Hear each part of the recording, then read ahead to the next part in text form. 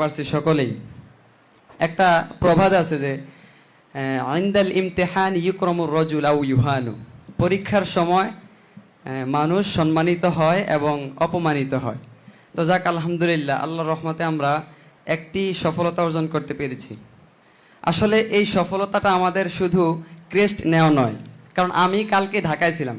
তো যখন এটার কথা শুনলাম, আমি কালকেই বিকালে চলে আসছি। কারণ এখানে শুধু ক্রেস্ট নেওয়া নয়, আমাদের একটা কনফিডেন্স, সামনে আমাদের যে ফিউচার প্ল্যান, তার জন্য আমাদের একটা উৎসাহ। তো এই উৎসাহের জন্য তিনাদের যেই আয়োজন, আলহামদুলিল্লাহ, সেজন্যই মূলত এখানে আসা। তো আমাদের এই পরীক্ষার ফলাফলটা কিন্তু আমাদের সামনের ফিউচার প্ল্যানের জন্য, আমাদের এই যে গোল রয়েছে সেখানে এগিয়ে যাওয়ার জন্য একটা বড় বড় প্লাস পয়েন্ট। কিন্তু দুঃখ লাগে যে আমাদের এই প্লাস পয়েন্টের সাথে বা আমাদের এই কোয়ান্টিটির সাথে যখন আমাদের যদি কোয়ালিটি না থাকে, আমি একজন শিক্ষার্থী হিসেবে মনে করি যে আমাদের এই কোয়ান্টিটির সাথে, আসলে পরীক্ষা কিন্তু একটা সম্পূর্ণ কোয়ালিটি নয়, এই কোয়ান্টিটির সাথে আমাদের কোয়ালিটি থাকা প্রয়োজন।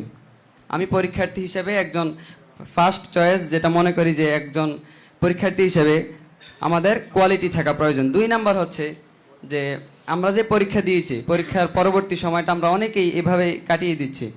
আবার অনেকে আলহামদুলিল্লাহ কোর্স করতেছে, বিভিন্ন ইংলিশ কোর্স, আরবি কোর্স, বিভিন্ন জায়গা থেকে। তো আলহামদুলিল্লাহ টাইম মেনটেনিংটা আমরা করতে পারি না। তো আমাদের এই পরীক্ষার ফলাফল দিয়ে কিছুই হবে না, বা আমাদের এই কোয়ান্টিটি দিয়ে কিছুই হবে না যতক্ষণ আমরা কোয়ালিটি বা টাইম মেনটেনিং না করতে পারবো। তো আমি একজন শিক্ষার্থী হিসেবে আপনাদের এতটুকু বলতে পারি, আদেশনা উপদেশনা এতটুকু মনে করতে পারি যে আমাদের এই সময়টা, পরীক্ষার পরবর্তী সময়টা আমাদের কাজে লাগানো প্রয়োজন এবং আমাদের ভালোভাবে এই রেজাল্ট অনুযায়ী কোয়ালিটি অর্জন করা প্রয়োজন।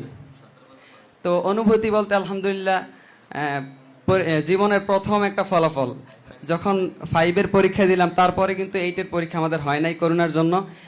তার পরবর্তী সময় আলহামদুলিল্লাহ এসএসসি প্রথম পরীক্ষা, মনে করছিলাম কেমন না কি হয়।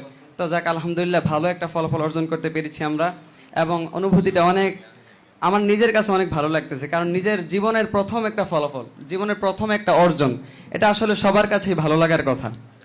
তো এই বলে আমি আমার বক্তব্য এখানে শেষ করব। সর্বশেষ একটি নাতের